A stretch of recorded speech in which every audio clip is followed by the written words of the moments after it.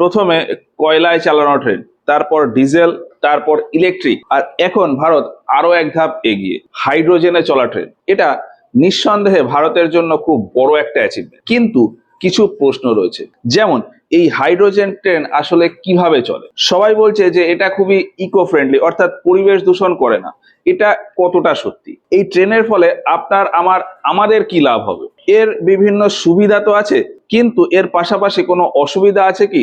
আর থাকলে সেগুলো কি কি? ইদানিং বিভিন্ন রকম শব্দ আপনারা হয়তো শুনছেন, যে green hydrogen, blue hydrogen, grey hydrogen, pink hydrogen. এইগুলো কি? এগুলো নিয়ে আপনারা অলরেডি হয়তো বিভিন্ন ভিডিও দেখেছেন, তবে আজকের ভিডিওটা সেগুলোর থেকে অনেকটাই আলাদা। বিজ্ঞানের সব ভারী ভারী শব্দ ব্যবহার না করেই খুব সহজ ভাষায় এই পুরো বিষয়টা আমি আপনাকে বুঝিয়ে দেবো। আর এমন ভাবে বুঝিয়ে দেবো যে ভিডিওর শেষে গিয়ে এই হাইড্রোজেন ট্রেন নিয়ে যদি আপনার মনে কোনো সংশয় থেকেও থাকে, তার অলমোস্ট সবকিছু ক্লিয়ার হয়ে যায়। তাই বলবো যে ভিডিওটা শেষ পর্যন্ত দেখবে। তো প্রথমেই বলি যে এই হাইড্রোজেন ট্রেন কিভাবে কাজ করে। দেখুন, ইলেকট্রিক ট্রেনের ক্ষেত্রে কি হয়, ধরুন এটা একটা ট্রেন, এখানে এরকম চাকা থাকে এই রেল লাইনের ওপরে। এটা যদি ট্রেনের ইঞ্জিনটা হয়, তাহলে ইঞ্জিনের ভেতরে এখানে বড় বড় মোটর থাকে, আর ওপর থেকে যে ইলেকট্রিক লাইন যায় তার সাথে একটা প্যান্টোগ্রাফ লাগানো থাকে, মানে একটা সার্কিট থাকে। এই প্যান্টোগ্রাফ দিয়ে কারেন্ট এই মোটরে আসে, তারপর মোটর রান করে, কারেন্ট দিয়ে মোটর রান করলে ওই মোটরটা এই চাকা দুটোকে চালায়, ফলে ট্রেন সামনের দিকে এগিয়ে যায়। এবার হাইড্রোজেন ট্রেনের ক্ষেত্রে কি হয়, এই কোচ একই রকম থাকে। এইটা একটা ট্রেনের কোচ হলো, ইঞ্জিন ধরলাম, তাহলে এর নিচে এরকম চাকা থাকবে, এখানে মোটর থাকবে, এই মোটর দিয়েই এই চাকাগুলো রান হবে। তবে মোটরে ইলেকট্রিক ট্রেনের ক্ষেত্রে যেমন উপরের এই তার থেকে এই মোটরে কারেন্ট আসছিল, হাইড্রোজেন ট্রেনের ক্ষেত্রে এই তারটা আর ব্যবহার হবে না। এইখানে একটা ছোট ডিভাইস থাকবে যাকে বলা হয় ফুয়েল সেল। এই ফুয়েল সেলের মাধ্যমে ইলেকট্রিসিটি জেনারেট হবে, মানে তৈরি হবে। এক কথায় এই ফুয়েল সেলে কারেন্ট তৈরি হবে, আর ওই কারেন্টটাই এই মোটরে যাবে। তারপর ওই মোটরটা চললে ট্রেন তো মুভ করবেই। এবার এই যে ফুয়েল সেলের ভেতরে কারেন্ট তৈরি হচ্ছে, এটাই হাইড্রোজেন দিয়ে তৈরি হচ্ছে কারেন্ট।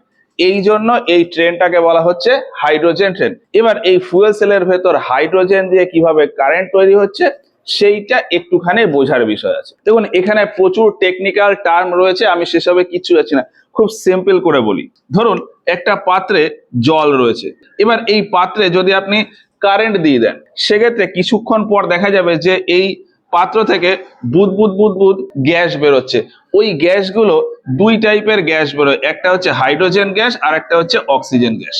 জলের ভেতরে কারেন্ট দিলে সেখান থেকে হাইড্রোজেন আর অক্সিজেন গ্যাস বার হয়। খুব সহজ ভাষায় এর একটা নাম আছে, সেটা হলো ইলেকট্রোলাইসিস বা তড়িৎ বিশ্লেষণ।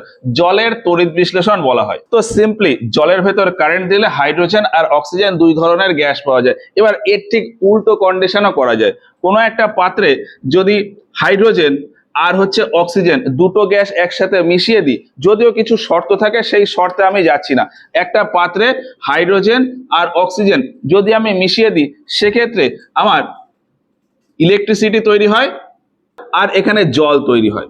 জলে যেমন কারেন্ট দিলে হাইড্রোজেন আর অক্সিজেন গ্যাস তৈরি হয়, সেই রকমই হাইড্রোজেন আর অক্সিজেন গ্যাস মিশিয়ে দিলে কারেন্ট আর জল তৈরি হয়। এই কাজটাকে যেমন বলা হয় ইলেকট্রোলাইসিস, আর এই কাজটাকে বলা হয় রিভার্স ইলেকট্রোলাইসিস। এই যে ফুয়েল সেলের কথা বললাম, মানে এই যে ডিভাইসের কথা বললাম, এই ডিভাইস বা এই ফুয়েল সেলের ভেতর এই ঘটনাটা ঘটে। বাইরে থেকে আমরা হাইড্রোজেন দিই আর বাইরে থেকে অক্সিজেন দিই, এই দুটো মিশে গিয়ে সেখানে কারেন্ট তৈরি হয়, তার সাথে সাথে জল তৈরি হয়। আর এই পুরো কাজটার ফলে এই জায়গাতে প্রচুর পরিমাণে তাপও উৎপন্ন হয়, মানে হিট জেনারেট হয়, আর সেই তাপে এই জলটা বাষ্পীভূত হয়ে যায়, অর্থাৎ জলীয় বাষ্পে পরিণত হয়ে যায়। ফলে ওই জলীয় বাষ্পটা ট্রেন থেকে বাইরে বেরিয়ে যায়। এবার যেমনটা বললাম যে এই ঘটনাটা ঘটার জন্য কিছু স্পেশাল কন্ডিশন আছে। ওভারঅল বোঝার জন্য আমাদের ওই কন্ডিশন না জানলেও চলবে। একদম সিম্পল ভাষায় হাইড্রোজেন আর অক্সিজেন মিশিয়ে দিলে সেখানে কারেন্ট তৈরি হবে, জল তৈরি হবে, আর ওই জায়গাটা গরমও হবে। ওই গরমে জলটা বাষ্পীভূত হয়ে যাবে, মানে জলীয় বাষ্প তৈরি হবে। জলীয় বাষ্প ট্রেন থেকে বেরিয়ে যাবে, আর ওই যে কারেন্টটা তৈরি হলো, ওই কারেন্ট দিয়ে এই মোটরটাকে আমি চালিয়ে দেবো, আর মোটর চললে গাড়ির চাকাও ঘুরবে, ফলে ট্রেনও যাতায়াত করবে। এই হচ্ছে সিম্পল প্রিন্সিপাল। এখানে আরো দু একটা বিষয় আপনি জেনে রাখতে পারেন। এই যে এখানে হাইড্রোজেন দেওয়া হচ্ছে, হাইড্রোজেন এই ট্রেনে আলাদা করে একটা ট্যাঙ্কে স্টোর রাখতে হয়। অক্সিজেনও আলাদা করে ট্যাঙ্কে স্টোর রাখতে পারি অথবা বাতাস থেকে অক্সিজেন নিয়ে নিতে পারি। কিন্তু হাইড্রোজেনের ক্ষেত্রে হাইড্রোজেন ট্যাঙ্কে স্টোর রাখতে হয়। আমাদের আশেপাশে যে বাতাস রয়েছে সেই বাতাসে কিন্তু হাইড্রোজেনের পরিমাণ খুব কম, ফলে যে যে জায়গাতে হাইড্রোজেন পাওয়া যায় সেখান থেকে হাইড্রোজেনকে আলাদা করে ট্যাঙ্কে স্টোর করে রাখতে হয়। এই হাইড্রোজেনটা এইখানে কাজে লাগে। আর অক্সিজেনটা আমরা বাতাস থেকে ডাইরেক্ট নিয়ে নিতে পারি অথবা অক্সিজেন আলাদা করে সিলিন্ডারে ভরে এখানে ব্যবহার করা যায়। এবার বাতাস থেকে যদি আমরা ডাইরেক্ট অক্সিজেন নিয়ে নিই সেক্ষেত্রে বাতাসের ভেতর অক্সিজেনের সাথে আরো অনেক কিছু মিশে থাকে, বিভিন্ন ধুলোবালি, অন্যান্য বিভিন্ন গ্যাস। ফলে বাতাস থেকে যদি অক্সিজেন নিয়ে এখানে ব্যবহার করতে হয় সেক্ষেত্রে এই ট্রেনে আরো দুটো কম্পোনেন্ট এক্সট্রা লাগাতে হয়। একটা হলো এয়ার ফিল্টার আর একটা হলো অক্সিজেন সেপারেটর। বাতাসে যদি ধুলোবালি থাকে সেটা এই এয়ার ফিল্টার দিয়ে ফিল্টার হয়ে যায়, আর বাতাসে অক্সিজেনের সাথে অন্যান্য গ্যাস যে মিশে থাকে সেগুলোকে আলাদা করার জন্য এই অক্সিজেন সেপারেটর ব্যবহার হয়। তো এই হচ্ছে ওভারঅল এই হাইড্রোজেন ট্রেনের কাজ কিভাবে করে সেটা। এবার এটাকে সবাই বলছেন যে ইকো ফ্রেন্ডলি একটা সিস্টেম। এই ব্যাপারটা বলি, দেখুন আমি যদি শুধু এই জায়গাটা দেখি, এই জায়গাটাতে কিন্তু পরিবেশে কোনো দূষণ হচ্ছে না। পরিবেশে যেটা বার হয়ে যাচ্ছে সেটা হলো জল, মানে জলীয় বাষ্প, যেটা পরিবেশের জন্য ক্ষতিকারক না। কিন্তু এখানে বা এর পিছনে দুটো বিষয় আছে যেখানে পরিবেশের ক্ষতি হতে পারে। সেটা হলো এই সিস্টেমের পাশাপাশি একটা ব্যাটারি ব্যবহার করতে হয়। এই ট্রেনে একটা বড় সাইজের ব্যাটারি থাকে। এই যে ফুয়েল সেল থেকে যতটা পরিমাণ এনার্জি তৈরি হলো বা যতটা কারেন্ট তৈরি হলো তার ভেতর যেটুকু এই মোটর চালানোর জন্য লাগলো সেটা তো লাগলো, কিন্তু বাকি কারেন্টটা এই এখানে যে ব্যাটারি থাকে সেই ব্যাটারিতে স্টোর হয়ে যায়। এবার এই ব্যাটারিটা হলো লিথিয়াম ফসফেট ব্যাটারি। ফলে এই ব্যাটারি যেখানে তৈরি হচ্ছে সেই দিক থেকে কিন্তু পরিবেশে একটু আধটু দূষণ আসবে। এই বিষয়টাকে একটুখানি কনসিডার করতেই হবে। এখানে হয়তো দূষণ হলো না, কিন্তু এটা চালানোর জন্য আগে যেখানে ব্যাটারি তৈরি হয়েছে সেখানে অলরেডি কিছুটা দূষণ হয়ে গেছে। তো এটা একটা ব্যাপার হলো। আর আরেকটা বিষয় হলো এই যে হাইড্রোজেনটা তৈরি হচ্ছে, হাইড্রোজেন আলাদা করে তৈরি করতে হয়। তো ওই হাইড্রোজেন তৈরির সময় কোন পদ্ধতিতে হাইড্রোজেন তৈরি করা হচ্ছে তার উপর ভিত্তি করে দেখা হয় যে পরিবেশে দূষণ হচ্ছে কি হচ্ছে না। এখানে যে হাইড্রোজেনটা ব্যবহার করা হচ্ছে সেটা হলো গ্রিন হাইড্রোজেন। যে গ্রিন হাইড্রোজেন তৈরি করার ক্ষেত্রে পরিবেশ দূষণ হয় না। বিভিন্ন ধরনের হাইড্রোজেন হয়, যেমন black hydrogen, brown hydrogen, pink hydrogen, green hydrogen, grey hydrogen, blue hydrogen, white hydrogen. এই সমস্ত ক্ষেত্রে কিন্তু হাইড্রোজেনের পরিমাণ সেম হয়, মানে হাইড্রোজেনের কোয়ালিটি সেম হয়, কিন্তু হাইড্রোজেন কিভাবে তৈরি হচ্ছে তার উপর ভিত্তি করে এই সমস্ত নামকরণ। তো এই সমস্ত হাইড্রোজেনের কথাও আমি একটু পরে আসছি।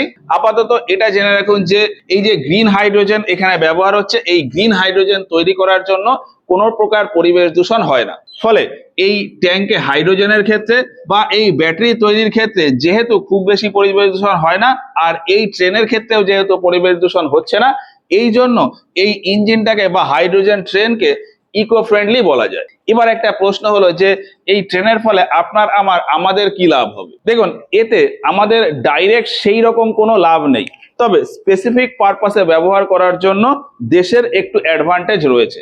যেমন ভারতে এরকম প্রচুর জায়গা আছে যেখানে ইলেকট্রিসিটি পৌঁছে দেওয়া সম্ভব না। তো সেই সমস্ত জায়গায় ট্রেন চালাতে গেলে এই হাইড্রোজেন ট্রেন চালানোটা তুলনামূলক অনেক বেশি লাভজনক। আর সব থেকে বড় অ্যাডভান্টেজ হলো এই যে নর্মাল ট্রেনের ক্ষেত্রে এই যে ইলেকট্রিসিটি ব্যবহার হচ্ছে, হাইড্রোজেন ট্রেন ব্যবহার করলে এই ইলেকট্রিসিটিটা আর ব্যবহার হবে না। ফলে ইলেকট্রিসিটি যে জায়গা থেকে তৈরি হচ্ছে সেইখানে লোডও কিন্তু কম পড়বে। আর এটাকে যদি ইন ফিউচার গাড়ির ক্ষেত্রে 4 চাকা বা 10 চাকা গাড়ির ক্ষেত্রে যদি ব্যবহার করা যায় সেক্ষেত্রে আমাদের পেট্রোল ডিজেলের কনজাম্পশনও কমে যাবে। ফলে ভারতে এই পেট্রোল ডিজেলের ইম্পোর্টও কমে যাবে, যেটা ভারতের সাপেক্ষে খুবই ভালো একটা বিষয়। তবে এর কিছু ডিসঅ্যাডভান্টেজও আছে।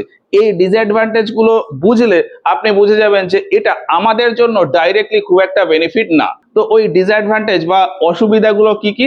অসুবিধা হলো যে এই রকম সিস্টেমের জন্য এই হাইড্রোজেন যে ট্যাঙ্কের কথা বললাম, বড় বড় হাইড্রোজেন ট্যাঙ্ক লাগে। এই যে হাইড্রোজেন ট্রেন, পুরো ট্রেনে যদি 10টা বগি বা 10টা কোচ থাকে তার ভেতর এই ইঞ্জিন কম্পার্টমেন্ট বাদ দিয়ে আরো একটা বা দুটো কোচ শুধুমাত্র এই হাইড্রোজেন ট্যাঙ্ক রাখার জন্য লেগে যায়। তবে সেটা খুব বেশি বড় ইস্যু না।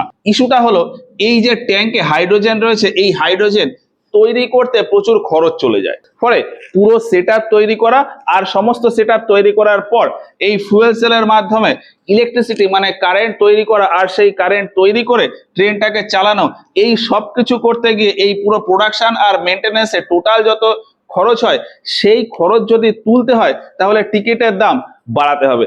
10 টাকার টিকিট হয়তো 30 টাকায় গিয়ে পৌঁছাবে।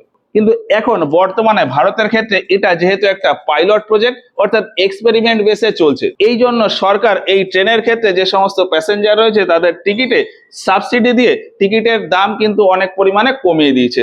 ওই তো শুনবেন 5 টাকা বা 10 টাকা হয়তো টিকিট, ওই টিকিটটা কিন্তু সাবসিডি দিয়ে ওই দাম। অ্যাকচুয়াল যখন এই ট্রেনটা ওয়ার্কিং কন্ডিশনে চলে আসবে, পুরো ফুল ফ্লেজেড রানিং কন্ডিশনে থাকবে, তখন কিন্তু এই ট্রেনের খরচ যেটা 10 টাকা সেইটাই হয়তো 20 টাকা, 30 টাকা বা 35 টাকা হয়ে যাবে। আর আরেকটা বিষয় হলো যে নাকটাকে সোজা না ধরে এইভাবে ঘুরিয়ে ধরা, সেই রকম একটা ব্যাপারটা কিরকম, ইন্ডাস্ট্রিতে কি হয়, ইন্ডাস্ট্রিতে আমাদের জল থাকে, ওই জলের ওপর কারেন্ট পাঠিয়ে জলটাকে হাইড্রোজেন আর অক্সিজেনে ভেঙে দেওয়া হয়। মানে জলের ভেতর কারেন্ট পাঠালে হাইড্রোজেন আর অক্সিজেন গ্যাস তৈরি হয়। এই হাইড্রোজেন গ্যাসটাকে আলাদা একটা সিলিন্ডারে ভরে নেওয়া হয়, অক্সিজেন গ্যাসটাকে আলাদা একটা সিলিন্ডারে ভরে নেওয়া হয়। এই যে অক্সিজেন সিলিন্ডারে ভরা হলো, এই অক্সিজেন সিলিন্ডার আমাদের বিভিন্ন জায়গাতে ডেইলি লাইফে বিভিন্ন জায়গায় ব্যবহার হয়, সেইখানে চলে গেল। আর এই যে হাইড্রোজেন আলাদা করে সিলিন্ডারে ভরা রয়েছে, এই হাইড্রোজেনটাই এইখানে কাজে লাগে। এখানে এই হাইড্রোজেন আবার অক্সিজেনের সাথে মিশে আবারও জল তৈরি করে। আলটিমেটলি ব্যাপারটা হলো জলকে ভেঙে হাইড্রোজেন তৈরি করলাম, আবার হাইড্রোজেনকে দিয়ে জল তৈরি করলাম। কিন্তু অ্যাকচুয়াল ব্যাপারটা হলো যে এই যে হাইড্রোজেন তৈরি হলো, এখানে 1 কেজি হাইড্রোজেন তৈরি করতে মোটামুটি 45 থেকে 55 কিলোওয়াট আওয়ার এনার্জি লাগে। 1 কেজি হাইড্রোজেন তৈরি হতে 45 থেকে 55 কিলোওয়াট আওয়ার এনার্জি লাগে। এবার এই 1 কেজি হাইড্রোজেন দিয়েই যখন এখানে ইলেকট্রিসিটি তৈরি হয়, তখন এখানে মোটামুটি 20 থেকে 25 কিলোওয়াট আওয়ার এনার্জি উৎপন্ন হয়। খুব সহজ ভাষায় বললে, এই 1 কেজি হাইড্রোজেন তৈরি করতে যদি 45 থেকে 55 পরিমাণ কারেন্ট লাগে, এই 1 কেজি হাইড্রোজেন দিয়ে 20 থেকে 25 পরিমাণ কারেন্ট পাওয়া যায়। ফলে বলা যায় যে এই কারেন্টটা দিয়ে আমি এই ট্রেন থেকে যতটা পাওয়ার পাচ্ছি তার থেকে ডবল পাওয়ার আমি ডাইরেক্ট এই কারেন্টটা যদি পাওয়ারে দিতাম পেতাম। ফলে এই কারেন্টটা দিলে আমার এই সমস্ত ঝামেলাও আসতো না, ফলে প্রোডাকশন কস্টও কম আসতো। আর প্রোডাকশন কস্ট মানে তৈরি করার খরচ কম আসলে আমার টিকিটের ভাড়াও কমে যেত। তো সেই দিক থেকে এই সিস্টেমটা কিছুটা হলেও একটু ডিসঅ্যাডভান্টেজ আছে, তবে সব থেকে বড় অ্যাডভান্টেজ হচ্ছে স্পেসিফিক কিছু পারপাসের জন্য এটাকে ব্যবহার করা যাবে, যেটা নর্মাল এই রকম সিচুয়েশনের ক্ষেত্রে আমাদের একটু ডিফিকাল্ট হয়ে যায় এই ট্রেনটা চালানো। এবার আরো কিছু ইনফরমেশন আপনাকে দিয়ে রাখি। গত 17 জুলাই ভারতে এই হাইড্রোজেন ট্রেনটার উদ্বোধন হয়। তবে বিশ্বে প্রথম হাইড্রোজেন ট্রেন আসে জার্মানিতে 2018 সালে। বর্তমানে পৃথিবীতে 4-5টা দেশ গুনে গুনে আছে যেখানে এই হাইড্রোজেন ট্রেন আছে। সেইগুলো হলো Germany, America, Japan, China, Sweden আর ভারত। এর ভেতর সব থেকে বেশি হাইড্রোজেন ট্রেন রয়েছে জার্মানিতে। তবে কোনো দেশেই কিন্তু এই হাইড্রোজেন ট্রেন ফুল ফ্লেজেড ভাবে রান করছে না। সমস্ত জায়গাতেই মোটামুটি পাইলট প্রজেক্ট বা এক্সপেরিমেন্ট মোডে রয়েছে। একটা নির্দিষ্ট স্পেসিফিক কন্ডিশনে ওই হাইড্রোজেন ট্রেনগুলো ব্যবহার হয়। আর তারা জানেন যে এই হাইড্রোজেন ট্রেনের ক্ষেত্রে অপারেশনাল কস্ট অর্থাৎ চালানোর খরচ খুব বেশি, এই জন্য সেটাকে ফুল ফ্লেজেড ভাবে রানও করছে না। তো যাই হোক, ভারতে এই হাইড্রোজেন ট্রেনটা কোথায় চলছে জানেন? হরিয়ানাতে। হরিয়ানাতে দুটো জায়গা আছে, জিন্দ আর সোনিপত। এই যে এইটা হলো হরিয়ানা, এই হরিয়ানার ভেতর একদম মাঝখানের দিকে এখানে হলো জিন্দ, আর এইখানে দিল্লির কাছাকাছি একটা জায়গা সোনিপত।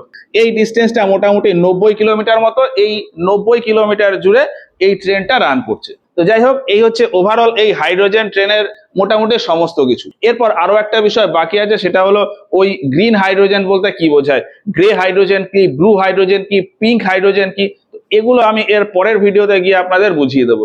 আজকের মতো ভিডিওটা এখানে শেষ করছি। ভিডিওটা ভালো লাগলে একটা লাইক করবেন। এই ভিডিও সম্পর্কে আপনাদের মতামত কমেন্ট বক্সে আমাদের জানাবেন।